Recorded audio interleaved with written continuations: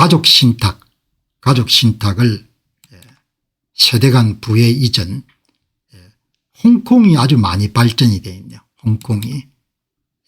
미국의 100만 달러 이상의 순자산 소유자들은 그런 가족 신탁을 이용하는 경우가 40%에서 50%까지 되지 않습니까?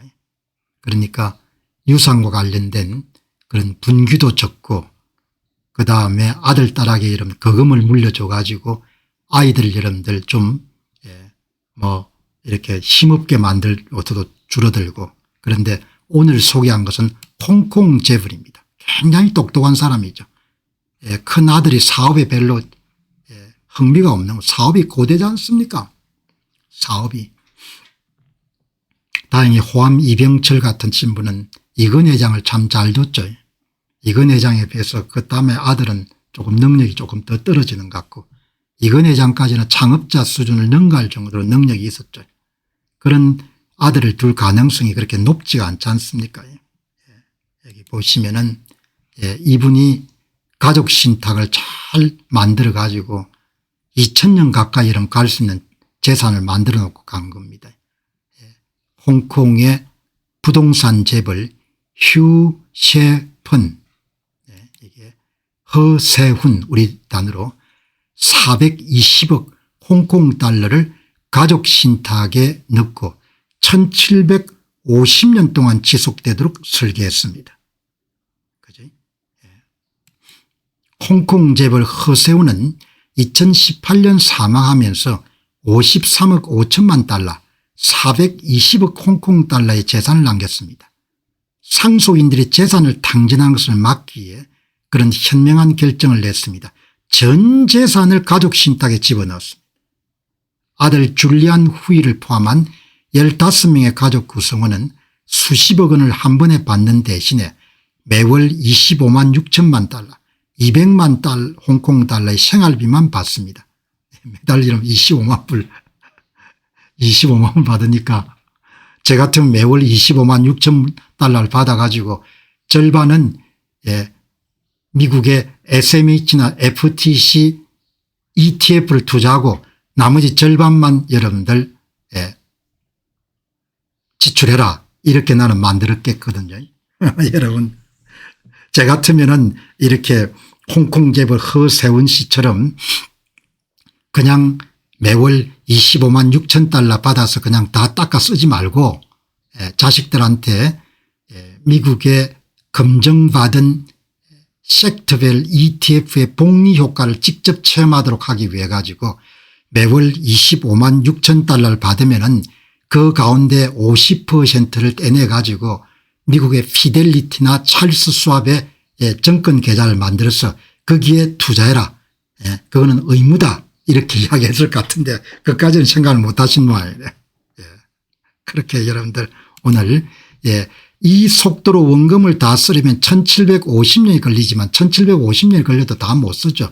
왜냐하면 재산이 불어나는 속도 가운데 일부만 계속 여러분들 빼내 쓰기 때문에 재산은 눈덩이처럼 굴러가는 겁니다. 허세훈은 돈을 남긴 것이 아니라 돈을 지키는 시스템을 남겼습니다. 후손들이 궁핍을 모르고 살 수 있도록 유산을 지키는 것에 있다는 것을 증명했습니다. 시스템을 남겨야 되는 거죠. 시스템을. 그러니까 한국인들이 집단적으로도 다음 세대가 잘 살 수 있는 시스템을 남겨줘야 되는 거죠.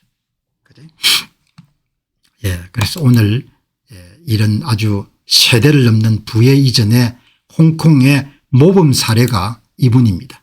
전 재산을 가족 신탁에 넣고 제가 이제 시간 되면은 한국의 가족 신탁이 어떤지 한번 들여다보겠습니다. 한국은 어제 하나은행이나 이런 데서 잘 한다고 하는데 한번 들여다보고 공부를 해봐야겠습니다. 허세훈의 가족 신탁은 전 재산을 패밀리 트러스트에 넣은 겁니다.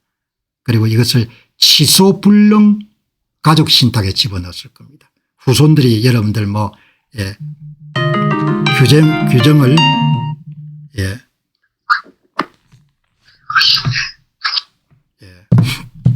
자 여기 보시면은 이 수탁기관은 홍콩 상하이 뱅크의 국제신탁에 맡았네요.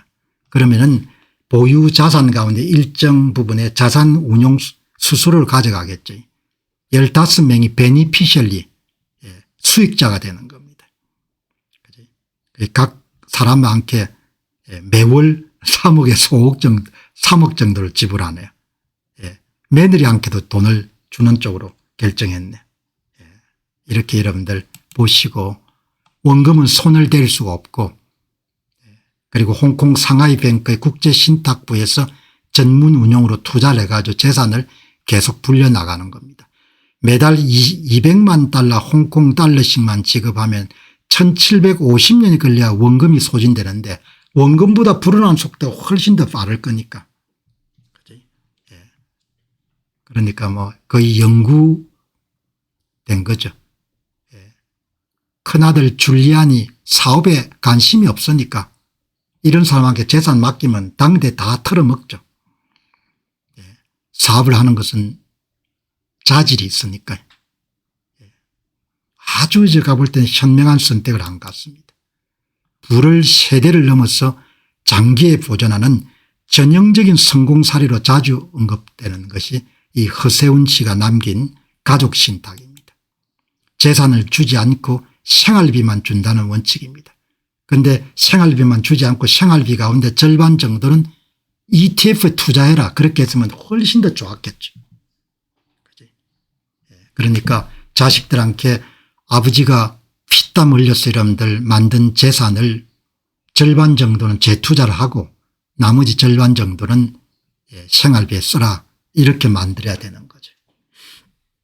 가족신탁은 정말 위대한 제도고 미국은 가족신탁이 가장 잘 돼 있는 데가 50개 중에서 네바다주는 가족신탁이 365년간은 가족신탁이고 그다음에 사우스다코타주는 영구히 영원히 가는 신탁인 겁니다. 그치? 자, 여러분 오늘 아주 특별한 현상. 여러분 우리는 이제 이 비트코인과 같은 그런 새로운 자산에 대해서 이 공부를 계속 하는데 이거는 이제 경제학자가 보는 거하고 특히 이제 물리학자들이 굉장히 넓게 세상 만사를 보는 능력이 있는 것 같아요. 오늘 여기 물리학자가 이런 걸 하나 공개한 겁니다. 이 디지털 자산 종류를 나열한 겁니다. 디지털 캐피탈, 비트코인, 디지털 캐피탈을 가지고 이런 만들어진 상품이 디지털 크레딧, SDRC나 세타, SATA 12.5나 13%의 배당을 주는 겁니다. 그다음 디지털 크레딧을 가지고 이런 새로 등장한 상품이 디지털 머니라는 상품이 나온 겁니다. 그다음에 이제 여러분이 잘 아시는 달러 표시 스테이블 코인, 테더 이런 거죠. 그것을 디지털 콜런시, 디지털 통화라고 합니다. 이 파이낸셜 시스템을 가로지르는 디지털 에셋이 서로 경쟁하고 있습니다. 그런데 변동성이 점점점 이렇게 줄어드는 겁니다. 가장 변동성이 큰 것이 디지털 캐피탈입니다. 그다음에 변동성이 낮아집니다. 디지털 크레딧. 그다음에 디지털 머니는 더 낮아집니다. 7%에 12%. 그다음에 이런 디지털 콜런시는 테드나 서클처럼 변동성이 거의 없는 겁니다. 이 파장이 다른 겁니다. 여기 하나 더 구하면 디지털 에퀴티가 있겠죠. MSTR이나 스트라이브의 ASST 같은 것이 진폭이 더 크겠죠. 변동성이. 이런 것을 경작을 한 사람이나 경영을 한 사람들은 알아차릴 수 없는데 물리학자들은 아주 특별하네요. 그러니까 여러분들에게 뭐 투자를 권한다기보다도 이런 걸 보고 안목을 좀 넓히는 겁니다. 우리가 물리학을 공부할 데가 없으니까. 리차드 바이워스라는 분이 쓴 글을 보시기 바랍니다. 여러분 우주의 비밀을 찾고 싶다면 에너지와 주파수와 진동의 관점에서 생각하시기 바랍니다. 이렇게 진동의 관점에서 생각한 겁니다. 이거는 물리학으로 훈련받은 사람들만이 내놓을 수 있는 의견인 겁니다. 이 마이크로 스트레티사가 우주의 비밀을 찾고 싶다면 물리학자들은 에너지, 진동수, 진동 관점에서 들여다보라는 거죠. 그 이야기를 읽고 리차드 바이워스라는 사람이 세계에서 가장 회사 중 하나가 될 것으로 보이는 MSTR 마이크로 스트래티지가 헤르메스주의 원칙을 아무렇지 않게 언급하고 있습니다. 헤르메스주의 원칙이란 것은 자연과 우주의 근본 원리와 관한 것입니다. 헤르메스주의. 그러니까 자유와 우주의 근본 원리를 탐구하는 겁니다. 그러니까 여러분들 근본 원리를 탐구하는 겁니다. 이렇게 디지털 자산들이 디지털 자본, 디지털 신용, 디지털 머니, 디지털 통화, 디지털 에퀴티가 있는데 이걸 파동, 진동수 관점에서 보면 명쾌하게 설명이 된다는 겁니다. 그러니까 이 물리학자들을 통해서 저도 많은 그런 이 직관 같은 걸 얻게 되는 것 같아요. 천재 물리학자인 니콜라 테슬라의 유명한 명언이 있습니다. 우주와 자연의 비밀을 알고 싶다면 에너지와 주파수와 진동을 생각하라. 화폐와 자산의 성질을 주파수와 파동에 비유해서 설명한 그림입니다. 마이클 세일러는 금융자산을 다음과 같이 물리학적 파동의 크기로 분류했습니다. 에너지 밀도가 높고 파동이 매우 큰 자산으로부터 에너지 밀도가 낮고 파동이 아주 낮은 안정된 자산으로 이렇게 볼 수가 있는 겁니다. 그죠? 그러니까 이런 천재들이 이야기하는 걸 보게 되면 참 비트코인은 에너지 밀도가 가장 높고 변동성과 파동이 매우 큽니다. 변동성은 단기적으로 위험해 보이지만 자연계에서 가장 강력한 에너지가 큰 파동을 일으키듯이 장기적으로 불을 폭발적으로 증식시키는 동력이 될 것입니다. 이 옆에 이름 하나 더 그리면 더 파동이 크고 진동폭이 더 큰 것이 디지털 에퀴티, 비트코인 레버리지 투자에 대한 마이크로 스트래티지 같은 비트코인 재무회사를 뜨는 거죠. 그러니까 뭐 이 프로젝트가 실패할 수도 있습니다. 실패할 수도 있고 엄청난 성공을 할 수도 있는 거죠. 그러니까 여러분이 참조하셔 가지고 전통금융권은 비트코인의 높은 변동성을 결함으로 봅니다. 그러나 MSTR의 공동 창업자인 마이클 세일러는 자연계에서 가장 강력한 자본 에너지는 원래 큰 파동을 동반한다는 물리학적 프레임으로 재해석했습니다. 그래서 여러분들 이런 비트코인 계열 투자 MSTR이나 비트코인에 저는 투자를 하고 있습니다. 이런 파동 논리를 읽기 전에 그 구조를 보고 비트코인은 향후 10년에서 20년 정도까지는 연평균 30%의 성장률을 기록할 가능성이 매우 높다 이렇게 판단한 겁니다. 그러나 그것이 가설이기 때문에 미래에 10%로 줄어들 수 있고 뭐 20% 줄어들 수 있는 겁니다. 그럼 할 수 없는 겁니다. 그럼 할 수 없고 거기에 대해서 비대칭적 그런 수익이 있기 때문에 베팅을 한 겁니다. 그렇게 여러분들이 참조하셔 가지고 요즘에는 화폐를 에너지로 많이 보죠. 화폐를 에너지로 보는 겁니다. 에너지로. 에너지는 낭비되는 것이 아닙니다. 가치 있는 무언가를 보호하는 것입니다. 비트코인은 네트워크를 임의로 변경하기 매우 어렵게 만들기 위해 에너지를 사용합니다. 에너지는 네트워크 보안을 지키기 위한 비용입니다. 그죠? 이렇게 여러분들 오늘 참조하시면 좋겠습니다. 화폐는 무엇인가? 이 비트코인이나 이런 부분을 하든지 아니면 뭐 한국의 선거 문제를 보든지 간에 젊은 날 여러분들 사회과학으로 훈련을 받았기 때문에 항상 구조, 본질, 핵심 이런 것에 관심이 있지 않습니까? 한국 문제가 해결되기 어려운 것이 근본, 본질, 구조 이런 부분을 집중적으로 파고들려고 하는 열의가 많은 사람들이 없는 겁니다. 그냥 모여가지고 여러분들 으쌰 하고 여러분들 그걸 끝나는데 문제를 해결하려면은 본질, 핵심, 구조 그거를 여러분들 집중 공략해서 그거를 여러분들 가지고 논의가 전개해야 되는 거죠. 아주 논의 수준이 낮은 겁니다. 그러니까 한국이 교육 수준이 굉장히 높은 나라인데 공부를 어떻게 했는지 이해가 안 가는 겁니다. 구조, 핵심, 본질을 착하게 봐야 되는 거다. 구조 핵심 본질을 봐야 투자도 성공할 수 있고 여러분들 한국 문제도 해결할 수 있는 겁니다. 그게 관심이 없는 겁니다. 겉멋들만 들어가지고. 그래서 어둡게 보는 겁니다. 당신들 고생을 하는데 해결 가능성이 상당히 낮다 이렇게 보는 겁니다. 어떻게 그렇게 생각하느냐고. 내가 그렇게 생각하는 겁니다. 내가 보고 화폐가 무엇인가. 아니 공 박사님 지금 투자하는데 ETF 어디 투자하는 게 돈이 더 남는지를 이야기해야지 화폐가 여러분 중요함. 이게 근본적인 자세가 틀리는 겁니다. 화폐가 무엇인가를 정확하게 이야기되면은 비트코인이라든지 그다음에 고성장 주식들에 대한 투자를 어떻게 해야 될지가 그대로 나오지 않습니까? 화폐가 무엇인지 화폐가 근본을 탐구해야 근본을. 그냥 여러분들 겉멋들만 들어가 옆에다 여러분들 뭐죠? 자질구레한 여러분 주제 다루가 아무것도 해결이 될 수 없는 겁니다. 마이클 세일러 보시기 바랍니다. 자기가 글 다 쓰는 모양이죠. 마이클 세일러가 What is money?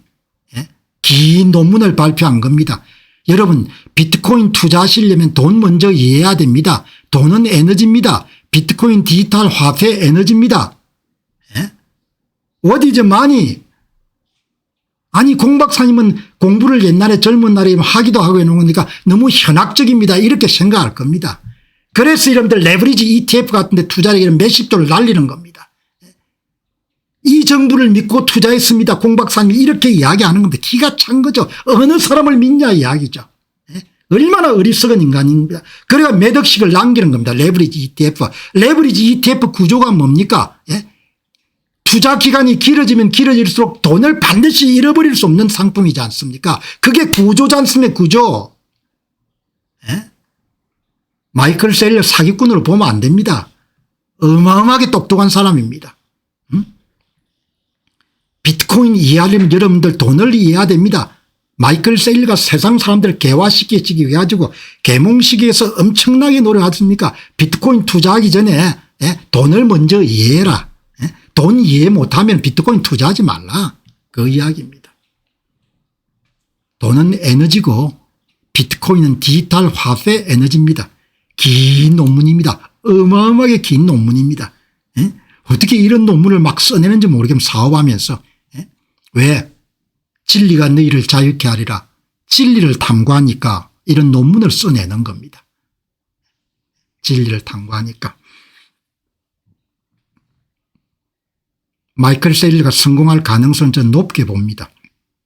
그러나 뭐 아직 결판이 안 났으니까 What is money? 머니 이제 에너지다.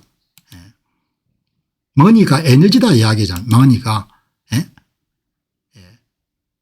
돈은 경제적 에너지입니다. 인간은 시간, 지성, 노동, 천년자원을 통해 가치를 창출합니다. 돈은 그 가치를 저장하고 시간을 넘어 운반하고 공간을 가로질러 이전하게 해줄 수 있는 기술입니다.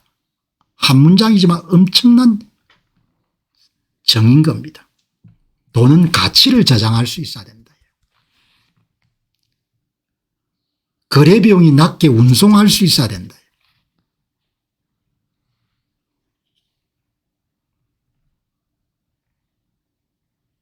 주옥 같은 글을 쓴 겁니다. 마이클 세일러가 이런 쓴 한 몇십 페이지짜리 글을 보면은 금, 법정화폐, 비트코인. 금은 물리적 화폐입니다. 법정화폐는 정치적 화폐입니다. 비트코인 디지털 화폐입니다. 얼마나 여러분들 정의가 아름답습니까? 지금 비트코인 가격이 여러분들 죽을 써가지고 뭐 손가락질 하는 사람이 많은데 물론 미래이기 때문에 제가 100% 여러분들 성공할 거다 이렇게 볼 수 없는데 저는 상당한 자산을 투자를 하고 있습니다. 왜냐하면 나는 베팅을 하는 겁니다. 남들이 뭐라고 하든지 간에 물리적 화폐, 정치적 화폐, 디지털 화폐. 여러분들 세 번째 에너지 보존성 보시기 바랍니다. 법정 화폐는 고엔트로픽입니다. 어마어마하게 타락을 한 겁니다. 에너지가 부패 상태에 있는 겁니다. 법정 화폐의 위기, 법정 화폐의 붕괴, 법정 화폐의 몰락입니다. 비트코인은 대단히 질서정연한 겁니다. 부패가 없는 겁니다. 저엔트로픽입니다. 고엔트로픽과 저엔트로픽입니다. 여러분 나라도 처음에는 저엔트로픽 상태에 출발하는 겁니다. 나라의 지도자들이 세월이 흘러갈수록 계속 노력을 해야 됩니다. 나라를 조이고 잇고 자르고, 그렇지 않으면 나라가 저엔트로픽 상태에서 고엔트로픽 상태, 무질서 상태로 가는 겁니다. 자유가 결코 공짜가 아닙니다. 재산권이 결코 공짜가 아닌 겁니다. 한국은 저엔트로픽 잘 살아보자 잘 살아보자 해서 출발해 가지고 고엔트로픽 사회로 가버린 겁니다. 고엔트로픽 상태로 간 겁니다. 엔트로픽 이론 측면에 또 점점 엔트로픽 여러분들 무질서 상태가 커질 겁니다. 고엔트로픽이 더 높아질 겁니다.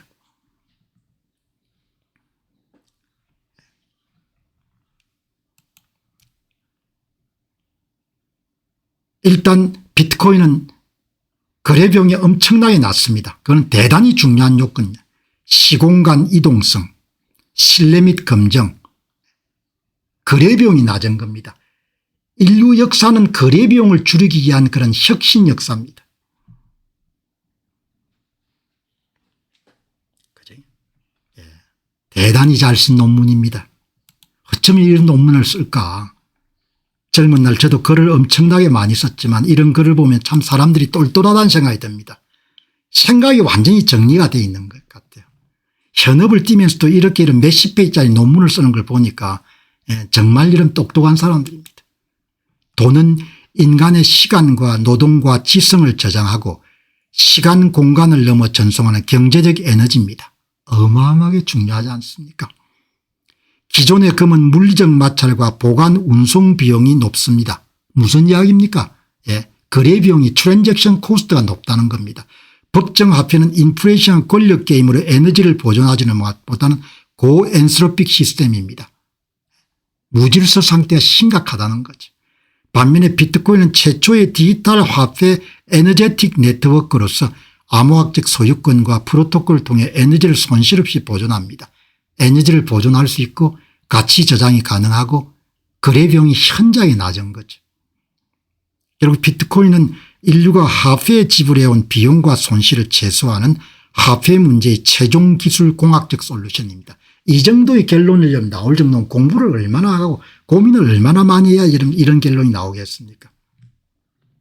계속 이런 시간 가면서 보니까 더 정교해지는 겁니다. 마이클 세일리의 생각 자체가 돈의 본질, 에너지의 역사, 금의 한계, 법정화폐의 한계, 디지털 화폐 에너지, 작업 증명 방식, 사이버네틱 생명체, 너무나 정교한 겁니다. 참조하셔가지고 현명하게 선택을 여러분들 내리시기 바랍니다. 돈은 경제적 에너지입니다. 에너지. 돈은 여러분의 노력의 결실을 저장하는 겁니다.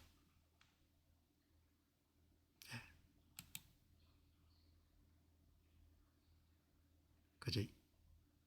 금은 기계적 본성 때문에 결함이 있고 법정화폐는 정치적 본성 때문에 결함이 있습니다. 여러분 참조하셔가지고 공부해야 됩니다. 공부해야 장기 투자자가 될 수 있고 더 현명한 투자를 할 수가 있는 겁니다.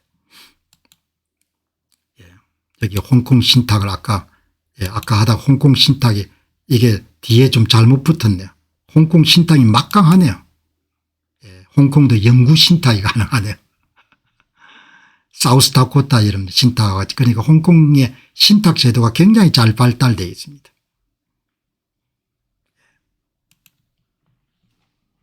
연구 신탁이 가능하기 때문에 10세대, 20세대, 30세대까지 이런 부를 보존할 수가 있는 겁니다. 대단한 나라죠.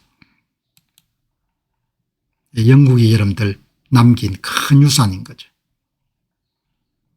홍콩 신탁을 여러분 지금 보고 계시는 겁니다. 허세운 가족 신탁, 홍콩 신탁이 이렇게 뭐 신탁 존속 기간은 연구고 자산 보호는 강하고 프라이버시도 높고 모든 게 여러분들 거의 서구 수준입니다. 아시아 지역 허브로서 중국과 동남아시아 자산가들이 많이 활용합니다.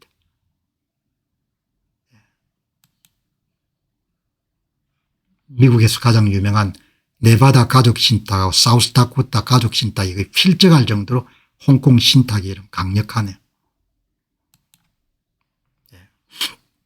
아시아 최고 수준.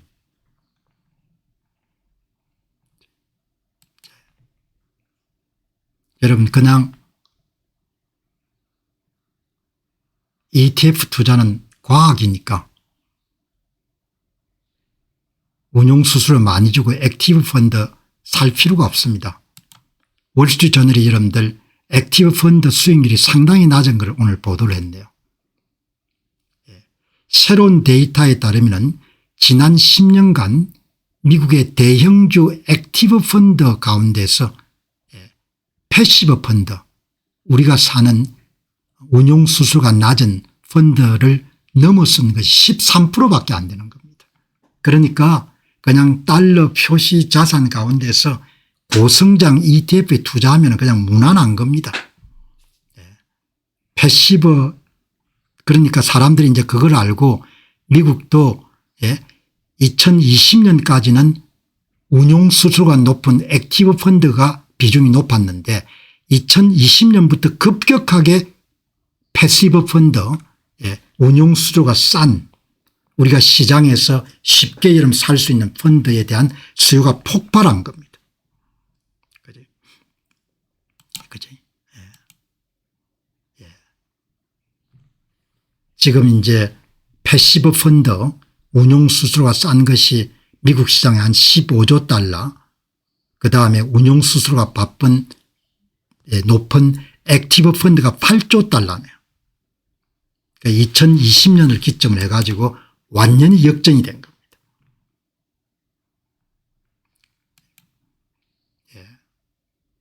그러니까 뭐 지금까지 말씀드린 바와 같이 그냥 좋은 뭐 기술주 섹터 FTC나 XLK 그다음에 나스닥 QQQM 그다음에 반도체 SMH, SMHX, SOXQ 그다음에 S&P 500 같은 VOO나 SPY 같은 데 투자하지 마시고 SCHG 250개 S&P 500 기업에 투자하는 그런 거 여러분 그냥 무난하게 투자하고 저축식으로 투자하게 되면은 다 승리하는 투자자가 될 수가 있는 거죠. 승리하는 투자자가. 그러니까 액티브 펀드가 완전히 다 패배했다는 이야기를 하는 겁니다. 여기 지금 이야기의 핵심 결론이 뭔가 하니까. 그치? 미국의 대형주 액티브 펀드의 10년 성과가 역대 최악 수준을 기록했습니다. 13%만 패시브 펀드를 넘어선 겁니다. 그치? 그러니까 오늘 여기 보시다시피 어제 소개해드렸지만 VO는 X고 SCHG나 OEF나 이런 데도 괜찮지만 뭐 그냥 역사가 여기는 230개 기업에 투자하는 겁니다. S&P 500기업 가운데 500개는 투자할 필요가 절대 없는 겁니다. 230개 그다음에 100개 그다음에 7개 참조하셔가지고 여러분들이 도움 받으셨으면 좋겠습니다.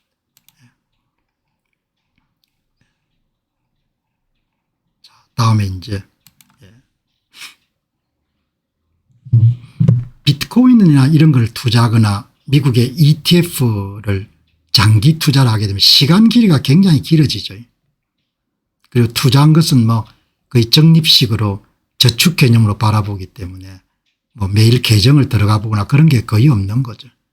특별하게 돈을 인출해야 될 필요가 없으면 10년 20년 가져갈 결심을 하게 되니까 시간 길이가 굉장히 길어지는 겁니다. 그러니까 여러분 어제하고 오늘 가족 신탁을 이야기한다는 것은 시간 길이가 어느 정도까지 가는 거 아니까 세대를 뛰어넘는 겁니다. 눈에 보이는 아들, 딸이 낳은 손자, 손녀 정도를 넘어가지고 10세대, 20세대까지 10세대, 20세대까지 여러분들 생각하는 겁니다.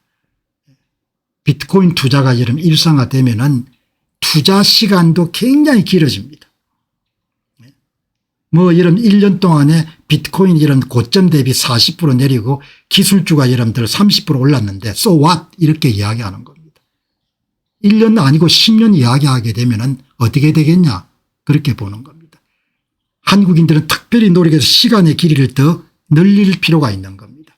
시간의 길이를 늘리는 겁니다. 장기 투자. 그럼 인생도 여러분들 길게 보는 겁니다. 오늘 이 분야에서 이런 투자는 진실한 분 그걸 한번 읽어보시기 바랍니다. 그래서 올해 이런 비트코인 가격이 좀 떨어져 손해를 봤다. 그게 무슨 문제냐 이야기하는 겁니다. AI로 창출된 막대한 부는 결국 비트코인으로 유입될 수밖에 없을 것입니다. 사람들은 제가 약세장 동안 비트코인을 보유하느라 AI 트레이딩 기회를 놓친 것을 후회하지 않는다고 묻습니다. 제 대답은 아니옵니다. 두 가지는 경쟁 관계가 아닙니다. 비트코인에 대한 저의 투자 아이디어는 단순합니다. AI 산업 확장으로 창출된 막대한 부는 결국 가장 순수한 가치 저장 수단을 필요로 하게 될 것입니다. 역사상 가장 강력한 자산보다 더 좋은 선택지는 없습니다. 수조 달러에 달하는 새로운 부가 창출됐고 이 부의 상당 부분이 비트코인으로 유입될 겁니다. 오늘날 AI가 거둔 수익은 결국 내일 비트코인의 유효 시장 규모가 될 것입니다. 이 견해를 동의할 수도 있고 동의 안 할 수도 있습니다. 저는 상당 부분 동의하는 겁니다. 결국은 AI로 인해서 이런 창출된 부가 하회 타락, 법정 하회의 여러분들 가치 하락 때문에 궁극적으로 최고의 가치 저장 수단을 제공할 수 있는 자산으로 몰릴 수밖에 없을 거다 이렇게 보는 거죠. 그러니까 이 사람 생각은 굉장히 긴 겁니다. 그런데 모든 사람에게 이렇게 요구할 수가 없는 거죠. 팔았다 샀다 팔았다 샀다 하는 사람한테는. AI 산업의 급성장으로 생기는 막대한 신규 자금은 결국 인플레이션에 강하고 안전한 가치 저장 수단인 비트코인으로 유입될 수밖에 없을 겁니다. 이렇게 보는 겁니다. 이 견해에 여러분들 저는 100% 동의하는 겁니다. 그러니까 지금 좀 올랐다 이게 별로 중요한 게 아닌 겁니다. 여기에 단기 트레이드에 휩쓸리지 않는 역발상 투자. 만약 AI 관련주가 40% 조정받고 비트코인이 2년 동안 200% 상승한다면 사람들은 지금과 완전히 반대의 질문을 던질 것입니다. 대부분 사람들은 단기 투자만 이해하고 장기 투자를 이해하는 사람은 극소수입니다. 오늘부터 10배 상승할 가능성이 더 높은 것이 무엇이겠습니까? MSTR이나 비트코인이겠습니까? 아니면 10배 상승이 이미 달성된 엔비디아나 마이크로소프트나 샌디스크나 구글이겠습니까? 시간의 길이를 늘리면은 투자를 보는 지평이 완전히 달라질 수가 있는 겁니다. 저는 2세대, 3세대, 4세대, 5세대, 10세대까지 생각하는 겁니다. 죽고 난 다음에 어제 한 분께서 돈을 다 쓰고 죽어야 돼. 왜 자식들한테 교육시켜주고 이런 집도 사주고 하는데 왜 돈을 써야 되냐. 그렇게 하는데 뭐 늙으면 돈을 쓸 데가 어디 있습니까? 돈을 쓸 데가. 여행을 다니겠습니까? 뭐. 유튜브 잘 때 있는데 여행 여러분들 유튜브 여행 보면 다 되지. 그거 여러분 늙어가 여러분들 계속 걸어 다니면서 봐야겠습니까? 돈 쓸 데가 없지 않습니까? 맞습니다. 가장 최신 트렌드일수록 사람들이 관심을 가장 많이 받습니다. 역발상 투자자가 되는 것은 어렵지만 바로 그곳에서 가장 큰 돈을 벌 수 있습니다. 역발상이 뭐고 이렇게 다 제쳐놓고 시간을 굉장히 길게 보는 겁니다. 시간의 길이를. 시간의 길이를 길게 보게 되면은 레버리지 ETF 같은 게 절대 투자할 수 없는 겁니다. 마이클 셀리름 오늘 올린 글 보시기 바랍니다. 비트코인은 여러분 모두가 승리할 수 있는 카지노에서 유일한 게임입니다. 이렇게 이야기하지 않습니까? 정신 나간 인간이다. 이렇게도 볼 수 있는 겁니다. 정신 나간이라는 인간을 볼 수 있는데 이렇게도 또 생각할 수가 있는 거죠. 그지? 그렇게 여러분 보시면은 좋겠습니다. 자, 여러분 오늘 방송 여기서 마무리하고 또 내일 여러분 새 주제 가지고 여러분 찾아뵙도록 하겠습니다. 좋은 시간 가지시고 오늘 방송에서 제가 여러분 강조한 바와 같이 희망이란 것은 어떤 상황이든지 간에 개인이 찾아낼 수 있고 또 찾아야 되고 또 만들어내야 되는 거죠. 그러니까 나라 상황이 좀 뭐 다르게 여러분들 돌아가더라도 낙담하거나 그렇게 할 필요가 없습니다. 뭐 정신 나간 사람들이 여러분들 계속 질주하고 폭주하는데 뭐 그걸 어떻게 하겠습니까? 그러니까 무게중심 딱 잡고 자 상황이 이렇게 전개되면은 그러면은 어떤 식으로 가야 되는 것이 가장 좋은가 그렇게 생각하셔 가지고 차근차근 준비하시고 대비하시고 그렇게 하셔야 되는 겁니다. 낙담하거나 그렇게 할 필요가 하나도 없습니다. 어차피 세상은 뭐 이렇게 가나 저렇게 가나 굴러가게 돼 있으니까. 마무리하겠습니다. 감사합니다.